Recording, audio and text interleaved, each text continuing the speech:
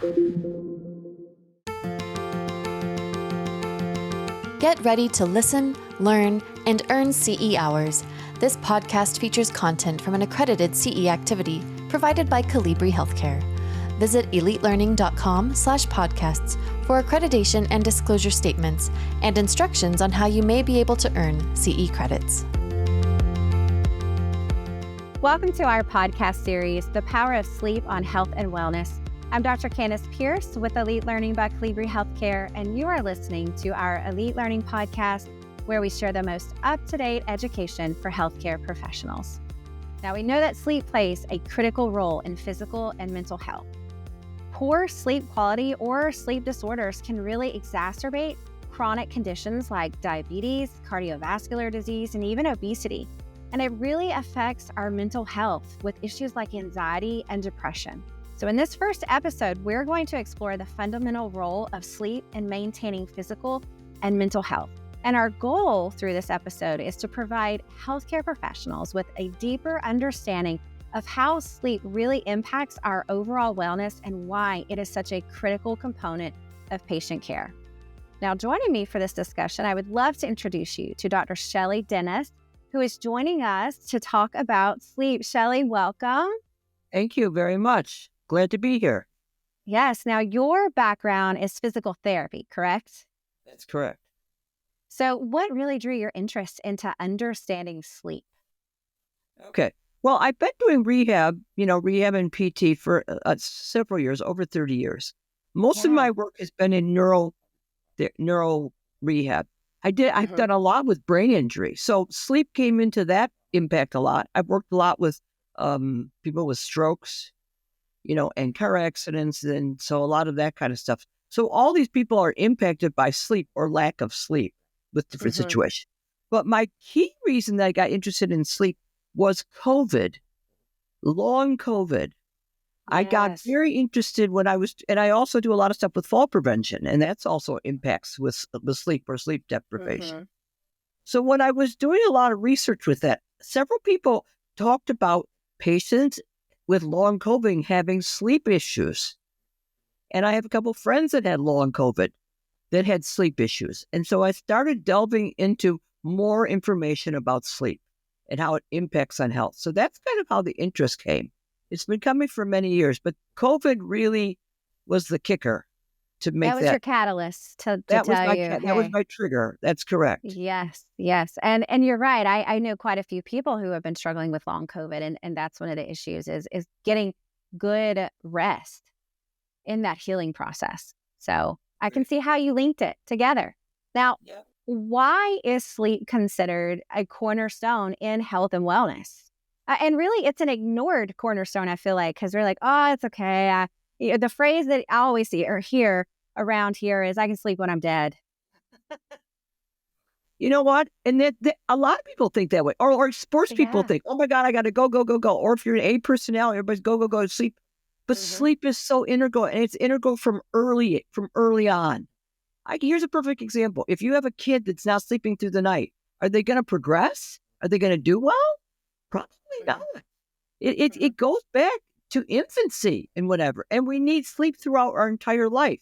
First of all, it's essential for clear. You spend the day doing a lot of stuff, whether it's physical, educational. As the day progresses, number one, the memories need to get consolidated. And guess when they're consolidated? When you sleep. And you have to have quality sleep. If you don't, those memories are not consolidated. Even for the immune system. For example, you have COVID or you have a flu. The body's trying to fight that off. The body learns how to do antibodies, okay, or take care of the medicine they're taking. When they go to sleep, the brain and the body needs to remember how to do that so the immune system works. And also, the brain needs to rid itself of waste so that you're anew for the next morning. So besides just rest, it cleans it out. You get DNA repair, gets the brain ready for learning, creativity, okay? Maintains the glucose level so people can become pre-diabetic and diabetic just from sleep deprivation, even without other comorbidities in their body. Keeps That's your blood interesting. pressure under control. Tons and tons of stuff. There is a lot that you don't realize is happening when you sleep. And it's funny that you mentioned, children, because my youngest, she's now 9, but I can tell when she hasn't had enough sleep because she will wake up crying. And she says, I don't know why I'm crying. She has no idea why she's crying. But if I make sure that she has enough sleep, I get her to bed on time, she doesn't wake up crying. So it's very interesting that you're pointing out all of the things that are happening when we're sleeping. And if we're not sleeping, it's the reverse. So I'm going to add one more thing. Like you mentioned with your daughter. Number one, mood. If you haven't slept, you're not going to be in a good mood. Okay? Yes. And then you may not be in a good mood because you're worried because you didn't sleep. So worrying about sleep adds more stress to the situation. Yes. And you as an adult, as the parent, does that more than your child because she probably doesn't think, I didn't sleep. But you do. The other thing is that you can't block out negative things. So your threshold for just handling the day changes. It covers so many things. So me as a PT, what I was going to say, me as a PT working in rehab, you have a patient that has to recover. How are they going to recover if they can't even do this normal stuff the sleep is going to help them do? So when we're talking about the mental health with sleep, conditions that you kind of mentioned, that I've kind of mentioned, are anxiety and depression. And now, is it linked that it can cause anxiety and depression, or is it more of a link that it worsens anxiety and depression, or can it be both? Guess what? It's both. It's both. But no, it is. And what happens is over time, research has shown over time you get cognitive decline. You're more apt to have dementia. People who have poor sleep habits or poor quality sleep through their life probably will live a shorter life. Okay? So it can cause it, but it can also make, if you have it, worse. Now, using good sleep hygiene, which we'll be talking about, I'm sure, throughout this podcast, which are ways that we can help get quality, good sleep, can reverse some of that. Okay. So it's not necessarily permanent damage. It's damage that we could potentially reverse if we could just change our habits and start making sleep higher on the priority list. Correct. Yeah. Now, And can you walk? Oh, go ahead. And medicine, nursing, PT, OT, social work, physician, when a PCP sees a patient, they should be asking how they're doing with sleep. This has kind of been ignored. It's a little bit more prevalent because you see it in the news now. Sleep is a huge, it should be one of the triggers. I mean, one key things the physician or the nurse practitioner or the nurse are asked when sees a patient that comes to see them, or vice versa. And I know this is probably more of an opinion question, but why do you think that sleep hasn't really gotten the highlight that it should have in healthcare and in our assessments? Because I do feel like people could have more of, like a manic episode if they are sleep deprived. And it doesn't necessarily mean that they are bipolar or have other mental issues. It could be that they are sleep deprived, right? Correct. You know what? I think it's our era. We're 24/7. Work. You're at home doing remote work. Okay? So even in the evening, you're still working instead of winding down for sleep. So it's not real important. And what does the workforce work have a good work ethic? Well, does the work ethic have sleep in it? It should, but no, does it?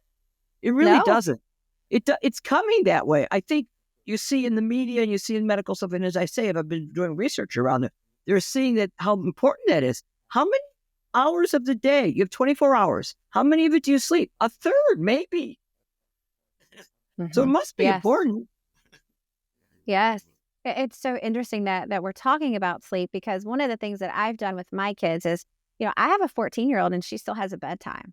She's in high school and she still has a bedtime and it's of 9:30. And, a lot of a lot of parents who have high schoolers are like, oh, my daughter or child was up till midnight or whatever. And for us, though, I have really tried to prioritize their sleep. So my middle schooler has a bedtime of 8:30. My elementary school has one of 8. And I don't really budge on those very often because I feel like they are better. I'm not going to say better people, but their moods and how easy it is to get along with them is so much There you easier go. Absolutely. when I stick to the bedtimes and they actually get rest. So what you've said is talking about good sleep quality. Okay. So you're instilling that in your children. We should be doing this with our kids as we go along. Okay. Because now they're on a good pattern for circadian rhythms. Yeah. Okay. Which is the cycle of our life, how it goes. That's excellent. It's very, very, you're knowledgeable. But how many of your friends and your family members are doing that with their kids? They think it's hip that they're up till midnight. It ain't hip. It's not good for them. Yes, So, I have so many who don't have a bedtime at all. I'm like, what do you mean they don't have a bedtime? so how are they going to do when stress hits them? Or they get to high school and they have to do study exams and whatever. And they have midterms and whatever. They don't know when to put sleep in there. So time management. It's very positive that you set up a nice, good schedule for your children, so that they learn kind of what they need to do. It's very, very important. Yes.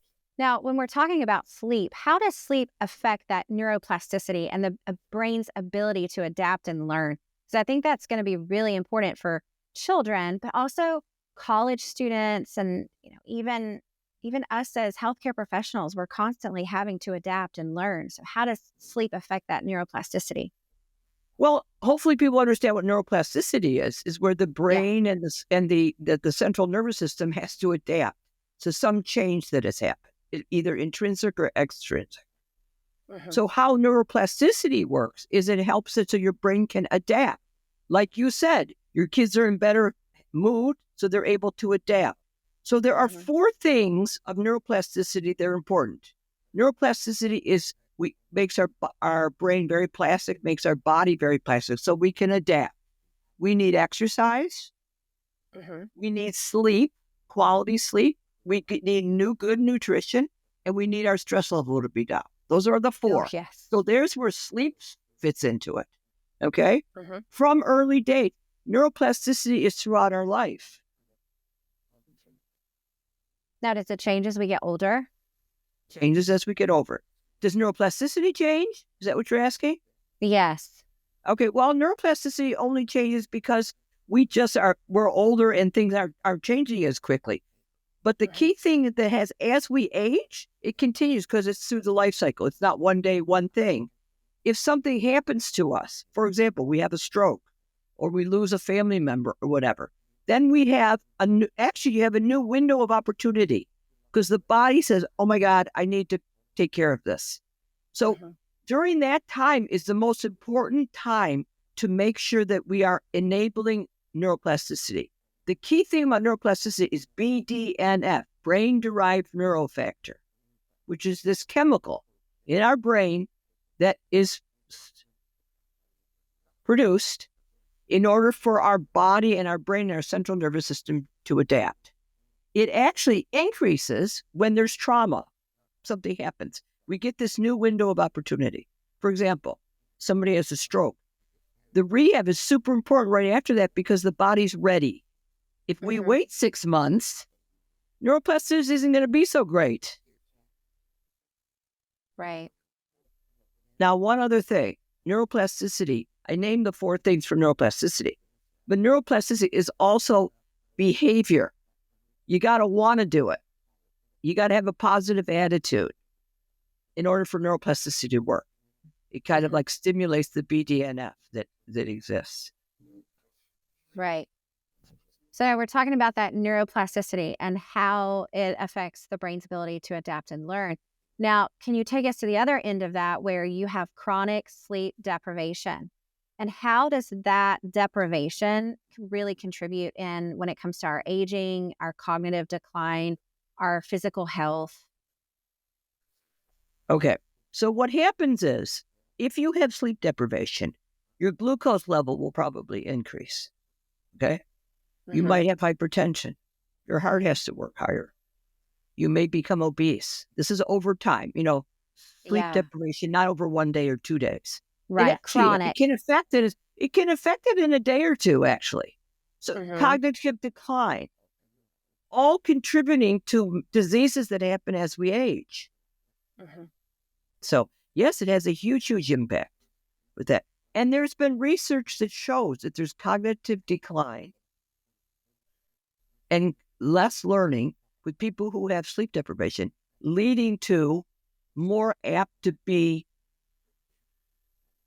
approaching dementia in an earlier age, even if they don't have other comorbidities, just because of sleep deprivation.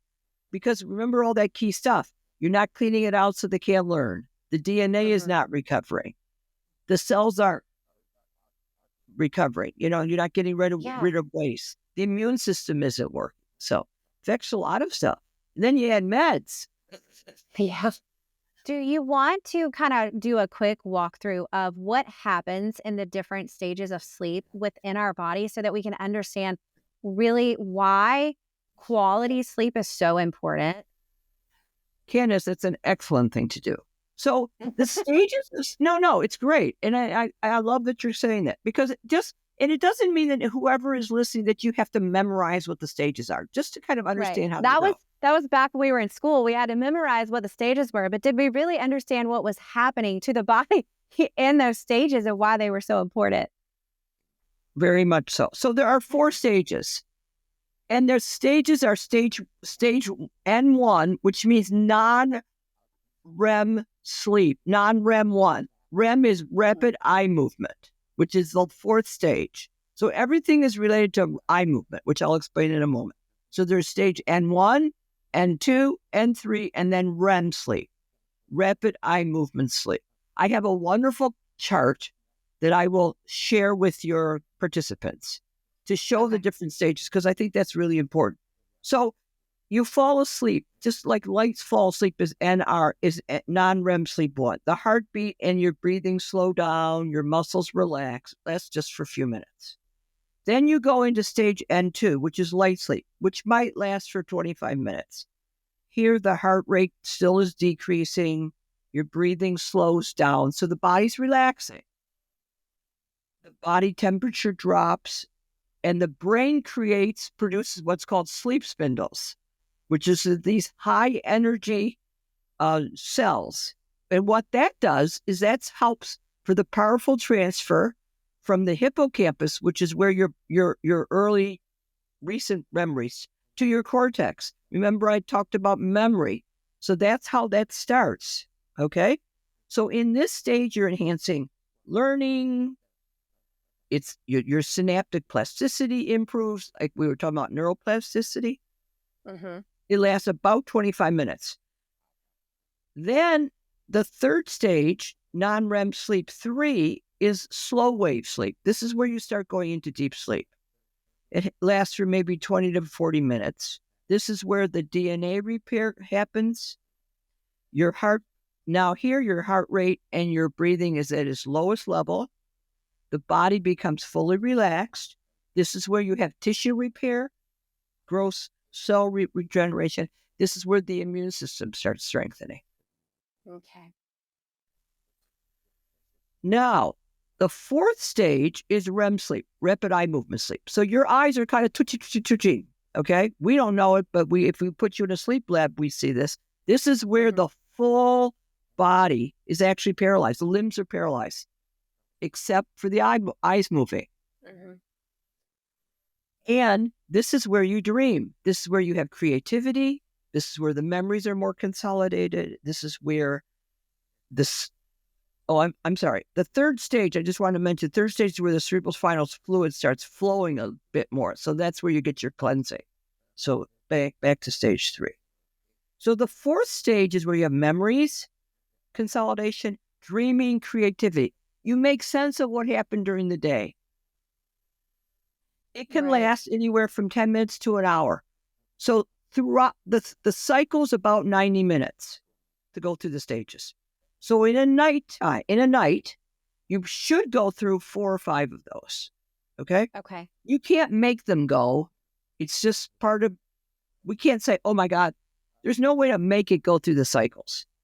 You want to go through all the cycles. They're all important. Okay? Mm-hmm. So that's what's key about the cycles. So it also involves, if I may suggest, which parts of the brain are kind of working in terms of this. So the hippocampus is what I mentioned is where the memories, your recent memories start. Okay. The brain's using everything.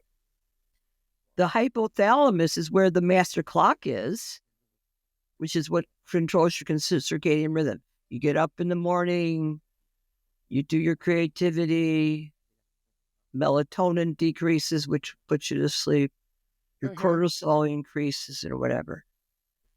And the amygdala, which is part of your emotional brain or your limbic brain, also will start working because that's what helps with your creativity and REM sleep.